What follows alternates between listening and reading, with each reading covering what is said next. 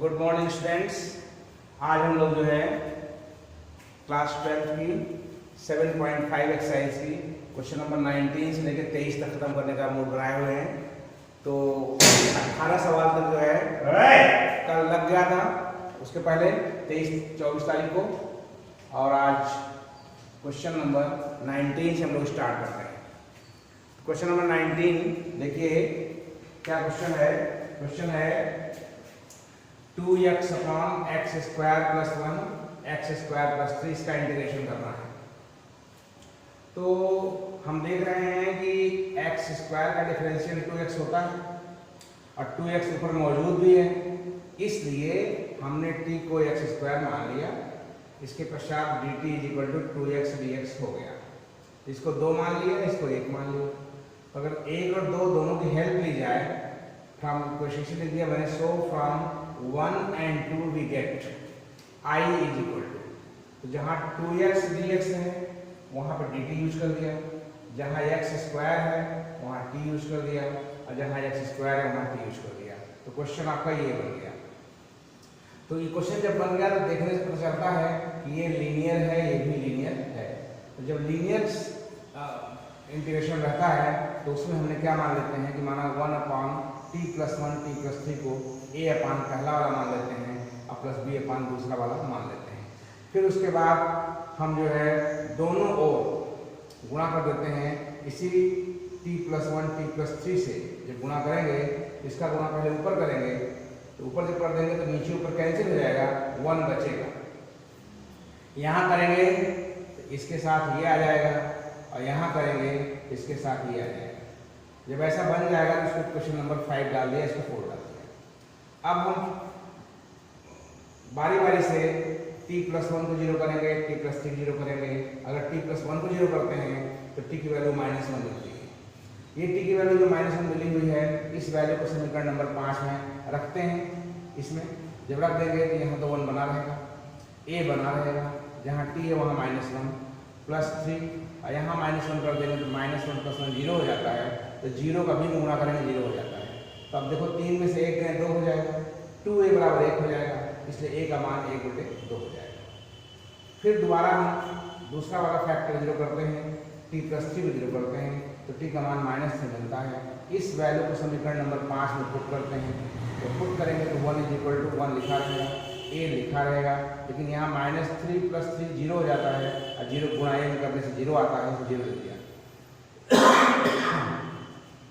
फिर आप सोचिए, जहाँ t है वहाँ मैंने -3 दिया, प्लस 1 है, -3 में 1 जोड़ने से -2 आता है, ये -2 1 अपान हो गया, b का मान -1/2 आ गया। जब a और b दोनों की वैल्यूज मिल चुकी हैं, हम क्वेश्चन नंबर 4 के हेल्प से, 3 के हेल्प से I = पहले a का मान रखेंगे 1/2, फिर t प्लस 1, फिर -1/2 dt अपॉन t प्लस 3। उसके बाद आप देख रहे हैं कि इसका a 1/x इसका लॉग होता है, इसका भी लॉग होता है। तो आप कॉमन ले लेंगे तो log a minus log n से आपका जो है क्या हो जाएगा। चाहे एक स्टेप दिखाना चाहो तो दिखा दो, यहाँ पे बराबर करके 1/2 log t प्लस 1 -1/2 log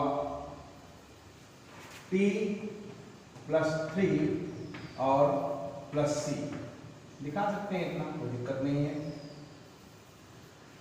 उसके बाद मैंने जब ऐसा दिखा दिया, c कांस्टेंट ऑफ इंटीग्रेशन है ही है, तो हाफ कॉमन ले लेंगे। हाफ कॉमन लेंगे तो log a minus log n हो जाएगा, उसको log m/n कह दिया प्लस c। अब आपने t की वैल्यू वापस कर दिया, x² plus 1 upon x² plus 3 plus c constant of integration है।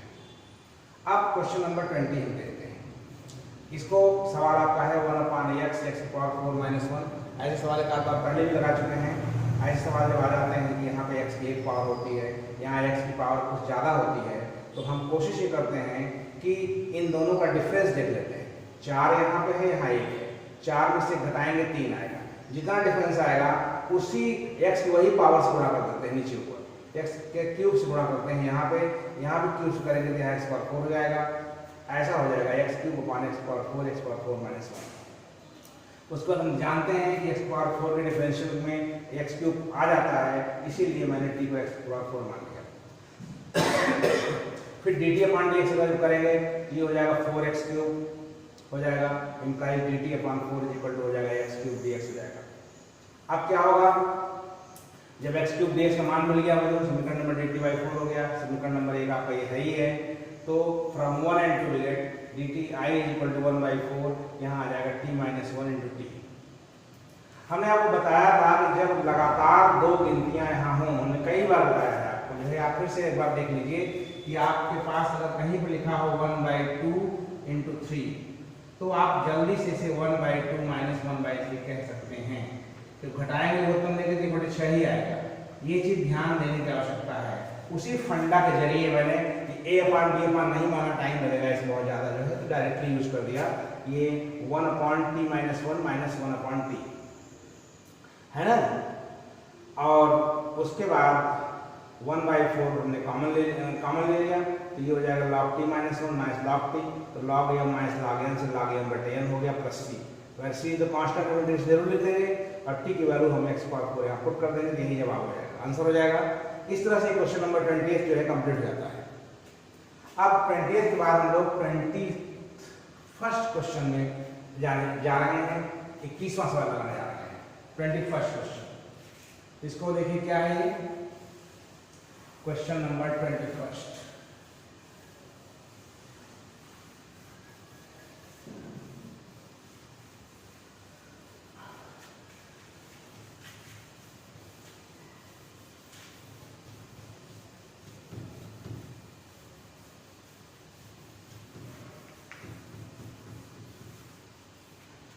बच्चों 21st क्वेश्चन है आपका 21st।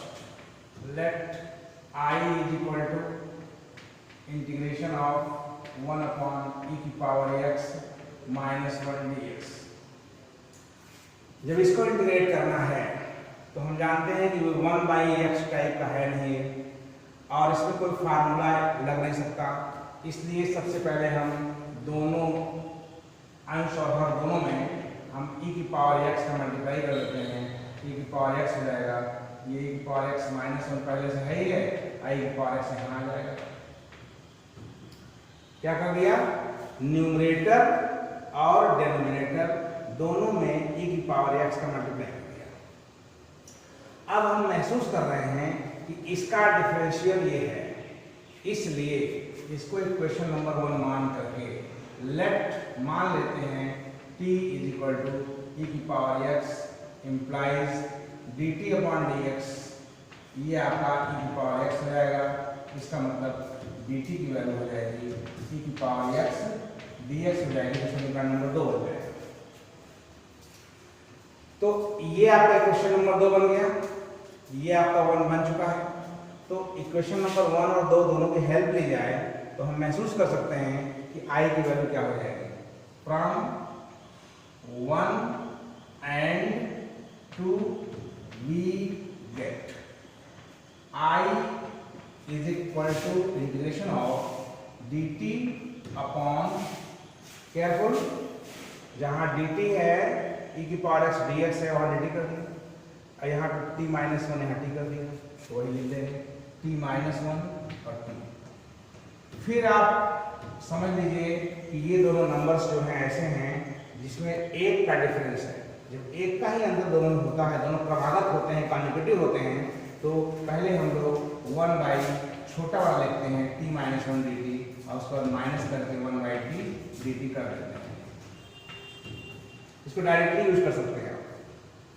फिर इसके बाद आप समझ ही रहे हैं क्या होना है, लॉग हो जाएगा, ये log mod of t minus 1 हो जाएगा, minus log mod of t हो जाएगा, और सॉल्व करेंगे तो log mod t minus 1 plus c जरूर जोड़ दीजिएगा अपॉन t और प्लस c। अब बाद में t की वैल्यू जो है वापस कर देंगे, इसमें रख देंगे, तो हो जाएगा e की power x minus 1 upon e की पावर x प्लस c। एक नजर फिर से देख लें, सवाल था I इज इक्वल टू, ये क्या किया गया, पहले e की पावर x से ऊपर नीचे मल्टीप्लाई कर लिया गया, फिर e की पावर x को t मान लिया गया, dt अपॉन dx e की पावर x होगा, क्रॉस मल्टीप्लाई के जरिए dt की वैल्यू e की पावर x dx हो जाएगी। उसके बाद क्या करोगे, इसलिए समीकरण नंबर 2 बन जाएगा, ये बन जाएगा। So from 1 and 2 we observe that या we get I is equal to e की पावर एक्स डी एक्स को dt कह दिया, और जो e की पावर x माइनस 1 है उसको t माइनस 1 कह दिया, e की पावर x को t कह दिया। फिर हमने महसूस कर लिया जल्दी से ये दोनों ऐसे नंबर्स हैं दोनों में एक का डिफरेंस है। ऐसे क्वेश्चन जब आ जाते हैं तुरंत जो है 1/, छोटा वाला लिखते हैं, -1/, बड़ा वाला, dt लगा देते हैं। और 1/x का डिफरेंशियल आप इंटीग्रेशन जानते हैं, log होता है, इसका भी log होता है, तो log m minus log n अगर है तो log m बटे n हो जाएगा प्लस c को लिखने देना है, यहाँ पर c समाकलन नियतांक है हिंदी में, अंग्रेजी में इंटीग्रेशन कांस्टेंट है। इस तरह से क्वेश्चन नंबर 21 भी कंप्लीट हो जाता है। अब हम लोग क्वेश्चन नंबर 24 में चल रहे हैं, 22 में चल रहे हैं, 22वां सवाल। Question number 22। ये क्वेश्चन है that i equal to integration of, ये है x/x माइनस 1 x माइनस 2, ये क्वेश्चन है। आप देख के ही जान सकते हैं, समझ सकते हैं कि तुरंत जो है ये भी लीनियर, इसलिए इसके मानने का जो तरीका होता है उसको आप देख लीजिए, कर चुके हैं आप। लेट मान लेंगे x अपॉन पूरा डिनोमिनेटर जितना लिखा हुआ है बराबर a अपॉन फर्स्ट मानते हैं और प्लस b अपॉन सेकेंड मान लेते हैं। क्वेश्चन क्या था, i इक्वल टू, मैंने देख लिया, जो भी सवाल होगा इंटीग्रल का उसको i मान लेते हैं, i मान के ही सवाल लगाना शुरू करते हैं। तो i इसको मान लिया, मैंने चेक किया कि ये भी लीनियर, इसलिए पूरी कंप्लीट क्वांटिटी को हमने मान लिया a upon first plus b upon second. उसको मैंने बताया था आपको कि पूरे इक्वेशन में अब जो है आप मल्टीप्लाई कर दोगे, किससे, इसी से मल्टीप्लाई कर दोगे पूरे इक्वेशन में, यहाँ भी, यहाँ भी, यहाँ भी। तो जब यहाँ करोगे तो बट नेचुरल में ये कट जाता है बराबर, यहाँ भी यही बचेगा, a के साथ ये आता है और b के साथ ये आता है। तो इम्प्लाइज करके directly will write x is equal to a x minus 2 plus b x minus 1, equation number 3। फिर बारी बारी से जीरो करेंगे, पहले x माइनस 1 को जीरो करते हैं। If x minus 1 is equal to 0 then x की वैल्यू कितनी हो जाएगी, 1। सो फ्रॉम 3 वी गेट, अगर हम x माइनस 1 को जीरो कर देंगे तो x की वैल्यू 1 मिलेगी। इस 1 की इस x इक्वल टू 1 को यहाँ पुट करने जा रहे हैं, यहाँ जहाँ x वहाँ 1 हो जाएगा, a हो जाएगा, a 1 माइनस 2 हो जाएगा, और उसके बाद आगे वाला 0 हो जाएगा, तो 1 माइनस 1 0 होता है। फिर इससे आपको a की वैल्यू आराम से माइनस 1 मिल जाएगी। और if x minus 2 is equal to 0 then x की वैल्यू 2 हो गई। सो फ्रॉम 3 वी गेट, यहाँ क्या मिल जाएगा, 1 इज इक्वल टू, ये 0 हो जाएगा, b यहाँ पे आपका हो जाएगा 2 माइनस 1, इम्प्लाइज b की वैल्यू आपको 1 मिल जाएगी। इस प्रकार से आपने दोनों को बारी बारी से जीरो करके a और b का मान निकाल लिया। जब a और b का मान निकाल लिया इसलिए i बराबर लिखेंगे, therefore i is equal to integration of, पहले a की वैल्यू -1 अपॉन x माइनस 1 है dx plus integration of 1 upon x minus 2 है dx। आप जानते हैं 1/x का लॉग होता है, इसका लॉग होता है, इसलिए आपको क्या हो जाएगा, बराबर हो जाएगा log mod x माइनस 2 पहले लिखेंगे, माइनस log x माइनस 1 बाद में लिख देंगे, और प्लस c। यहाँ पे c क्या है, इंटीग्रल कांस्टेंट। फिर आगे इसको बढ़ा देंगे log n को log n को log n minus log n को log m by log n कहते हैं, और प्लस c, ये आपका आंसर हो जाएगा। इस तरह से क्वेश्चन नंबर 22 भी आपका पूरा हो जाता है, क्वेश्चन नंबर 22 कंप्लीट हो जाता है। अब हम लोग क्वेश्चन नंबर 23 और लास्ट क्वेश्चन करेंगे, यहीं तक आज रोकेंगे, उसके बाद हम लोग नेक्स्ट टाइम बात करेंगे। क्वेश्चन नंबर 23,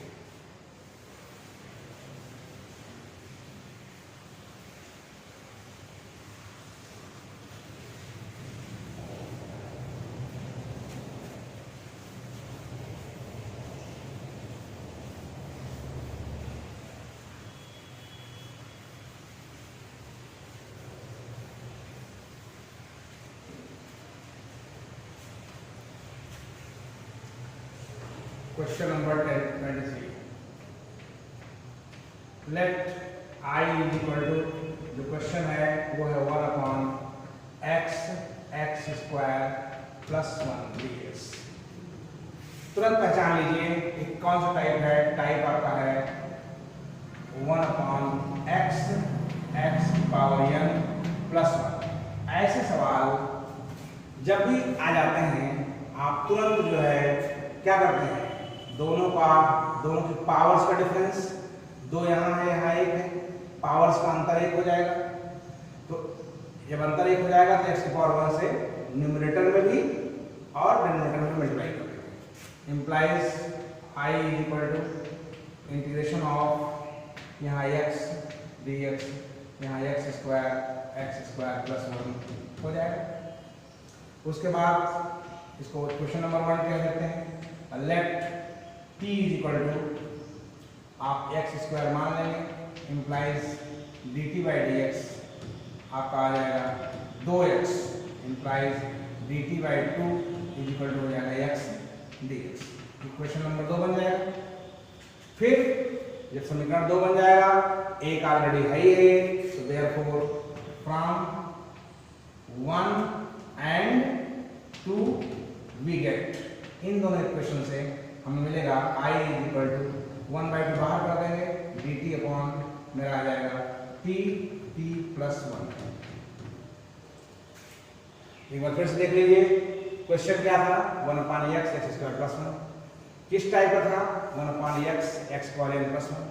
क्या नियम लगाया, दोनों का डिफरेंस देखा, डिफरेंस यहाँ पे 2 और 1 का 1 आया, तो जितना डिफरेंस आया x को पावर 1 लेकर के नीचे ऊपर से मल्टीप्लाई कर दिया। यहाँ x से गुणा करेंगे तो x स्क्वायर हो जाएगा, यहाँ करेंगे तो x रह जाएगा। फिर इसके बाद हम देख रहे हैं इसका डिफरेंशियल ऊपर मौजूद है, x स्क्वायर को हमने t मान लिया, dt बाई dx बराबर 2x, dt by 2x dx। Equation number 2 ये आपको फ्रॉम 1 एंड 2 I की वैल्यू इतनी आ गई। फिर आप महसूस कर रहे हैं कि दोनों लगातार संख्याएं, तो इसका हमने नियम बताया था आपको 1/2, इसको लिख सकते हैं 1/t dt minus 1/t plus 1 लिख सकते हैं dt। फिर इसको आप आराम से 1/2 log mod t minus 1/2 log mod t plus 1 plus c जरूर लिख देंगे, where c is the constant of integration, तो बराबर हाफ आपका ये रहेगा, ये हो जाएगा log m minus n type का है तो t अपॉन t प्लस 1 हो जाएगा और प्लस c। लेकिन बाद में t की वैल्यू जो आपने माना है उसको रखना भी पड़ेगा, तो सवाल आपका हो जाएगा 1/2 log mod of x square upon x square plus 1 और प्लस c। यही आपका आंसर आएगा। इस तरह से क्वेश्चन नंबर 7.5 कंप्लीट हो जाता है। अब 7.6 जो एक्सरसाइज है वो इंटीग्रेशन बाय पार्ट्स है, थोड़ा सा सिखा देते हैं, है ना, integration by parts. 7.6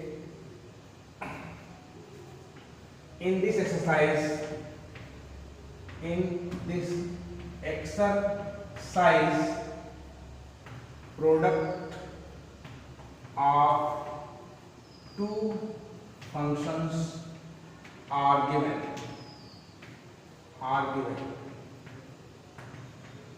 and these types of functions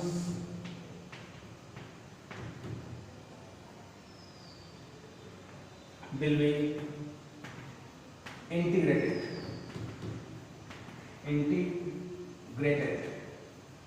यानी कि इस एक्सरसाइज में आपको 7.6 में किस टाइप के सवाल मिलेंगे, दो फंक्शन का मल्टीप्लिकेशन मिलेगा और उसका इंटीग्रेशन करना पड़ेगा। लेट these functions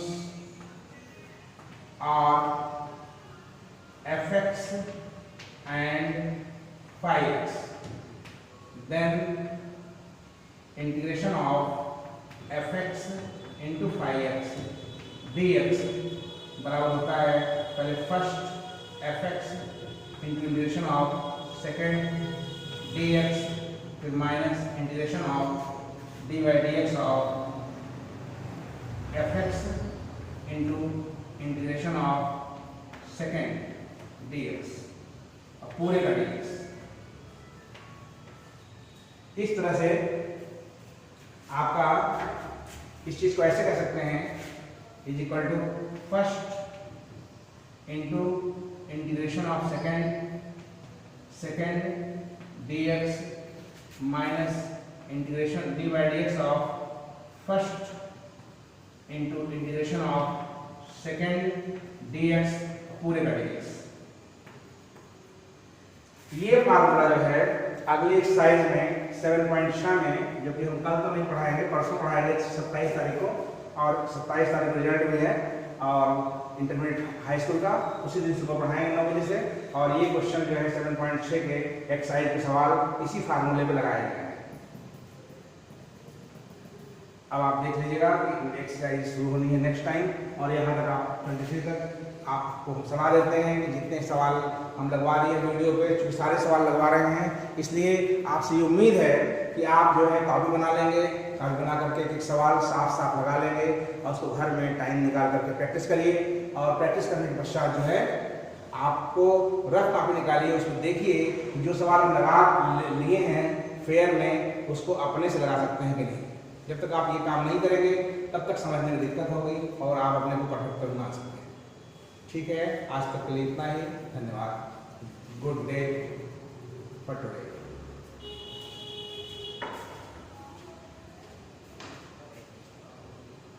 आ जाओ।